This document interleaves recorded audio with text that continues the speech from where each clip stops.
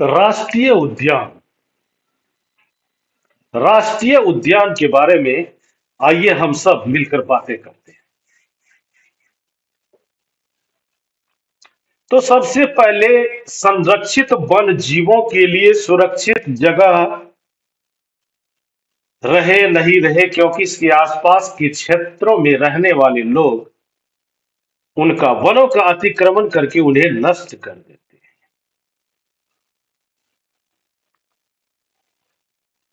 तो सबसे बड़ी बात है कि प्राणी उद्यान का वह क्षेत्र है जहां प्राणी जंतुओं का संरक्षण हो सके। अब इसी बात को समझने के लिए सबसे पहले हम आपसे एक बात विस्तार से आपको बताते हैं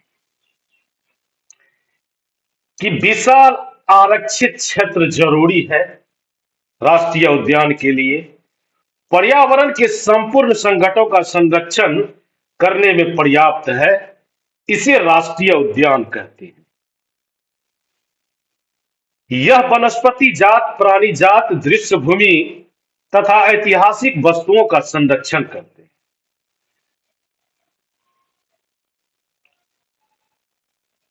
और इसमें भी विशाल पेड़ पौधे रहते हैं। तो उसी बात को आगे समझने के लिए एक बात पर हम विचार करें कि बहुत से स्पीसीज रहते हैं राष्ट्रीय उद्यान में, लेकिन एक बाघ है, धीरे धीरे उसकी संख्या घटती जाती है। लेकिन सतपुरा एक ऐसी जगह है आपके भारत में, आरक्षित क्षेत्र है, जहां बाघों की संख्या में अब वृद्धि होना शुरू हुआ है। अतः यह संरक्षण अनूठा उदाहरण है कि किसी भी समय शेर, हाथी, जंगली भैंसे, बारहसिंघा सतपुरा के राष्ट्रीय उद्यान में पाए जाते हैं। और वे जंतु जिनकी संख्या एक निर्धारित स्तर पर कम होती जा रही है और विलुप्त हो सकते हैं, संकटापन्न जंतु कहलाते हैं। आप डायनासोर के बारे में सुना होगा, जो लाखों वर्ष पूर्व विलुप्त हो चुके हैं। कुछ जीवों के प्राकृतिक आवास में व्यवधान होने से उनके अस्तित्व को खतरा पैदा हो गया है। यह भी बात सही है। पौधों और जंतुओं के संरक्षण के उद्देश्य से सभी राष्ट्रीय उद्यानों में कड़े नियम लगाए जाते हैं, लगाए गए हैं, लगाते रहते हैं कि मानवीय गतिविधियां जैसी घास का चराना, अवैध शिकार करना, जानवरों को पकड़ना या मारना, जलावन, पौधे की लकड़ी या औषधीय पौधे एकत्र करना स्वीकार्य नहीं है। तो इसी बात के क्रम में हम एक बात और बताते हैं कि बड़े जंतुओं की अपेक्षा छोटे प्राणियों के विलुप्त होने की संभावना अब अनुमान लगाई जाती है कि वो अधिक हो रही है।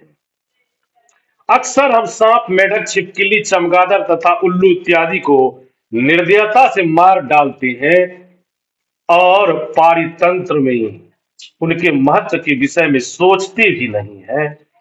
उनको मारकर हम स्वयं को हानि पहुंचा रहे हैं। यद्यपि ये आकार में छोटे हैं, परंतु पारितंत्र में उनके योगदान को अनदेखा नहीं किया जा सकता है।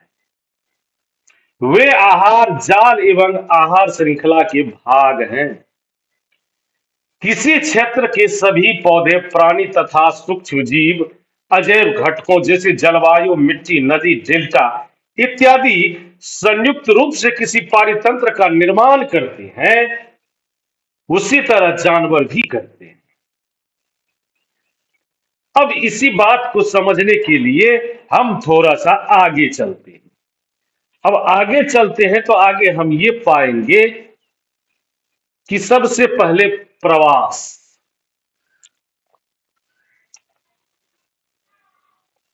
वह संरक्षित क्षेत्र जहां पर वो आराम करते हैं, चाहे कोई भी हो, इंसान हो वो भी, जानवर हो वो भी।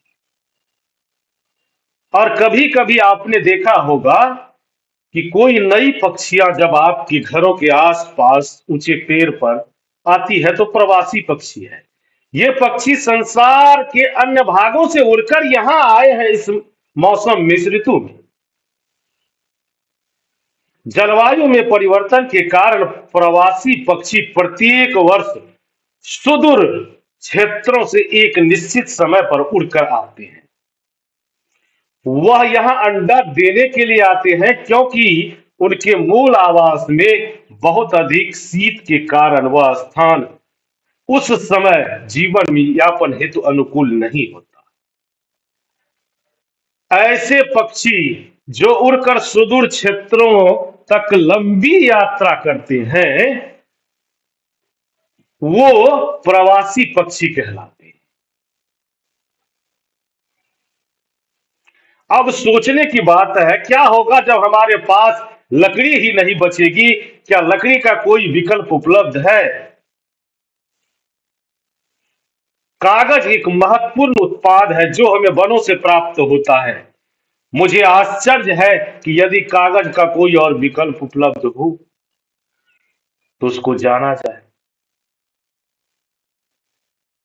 वनोन्मूलन के एक और कारण की ओर आकर्षित कराती है एक बात। एक टन कागज प्राप्त करने के लिए पूर्ण रूपेण विकसित 17 से 20 वृक्षों को काटा जाता है। अतः हमें कागज की बचत करनी चाहिए। उपयोग के लिए कागज का 5 से 7 बार तक पुनः चक्रण किया जा सकता है। ऐसा संभव है क्या? यदि कोई छात्र दिन में मात्र एक ही कागज की बचत करता है तो हम एक वर्ष में अनेक वृक्ष बचा सकते हैं। हमें कागज का बचत करना चाहिए। इसका पुनः उपयोग तथा पुनः चक्रण करना जरूरी है हमारे जीवन के लिए। इसके द्वारा हमें न केवल वृक्ष को बचाएंगे वरन कागज उत्पादन के उपयोग में आने वाले जल एवं ऊर्जा की भी बचत कर सकते हैं। इसी के साथ साथ कागज उत्पादन के उपयोग में आने वाले हानिकारक रसायनों में भी कमी आएगी। क्या वनोन्मूलन का कोई स्थानीय हल है? तो यह स्थानीय हल है पुनर्वन रोपण। वनोन्मूलन का उत्तर पुनर्वन रोपण है। पुनर्वन रोपण में काटे गए वृक्षों की कमी पूरी करने के उद्देश्य से नई वृक्षों का रोपण करना जरूरी है। रोपण वाले वृक्ष सामान्यतः उसी स्पेसीज के होते हैं जो उस वन में पाए जाते हैं। हम कम से कम उतने वृक्ष तो हमको तो लगाने ही चाहिए, हम सबों को। जितने हम काटते हैं प्राकृतिक रूप से भी वन का पुनर्वन रोपण हो सकता है। यदि वनोन्मूलित क्षेत्र को आबादित छोड़ दिया जाए तो यह स्वतः पुनर्स्थापित हो जाता है। प्राकृतिक पुनर्वन रोपण में मानव गतिविधियों का कोई स्थान नहीं है। हम अपने वनों को अब तक बहुत अधिक नष्ट कर चुके हैं। यदि हमें अगली पीढ़ी के लिए हरी संपदा बनाए रखनी है तो अधिक वृक्षारोपण करना हम सबों का लक्ष्य है और एक विकल्प भी वही है।